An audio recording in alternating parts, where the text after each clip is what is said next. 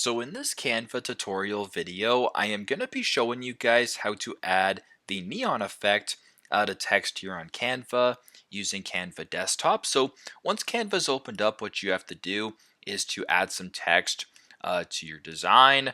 I'll just go ahead and type in the word neon just like this, and I'll make it a little bit larger so it's easier for you guys to see. So once the text is selected that you want to add the neon filter to, or the neon effect to, press on the text right here, press on effects here in the top right, then on the under style, go down to where it says neon right here and press on that. So as you can tell, it is quite intense.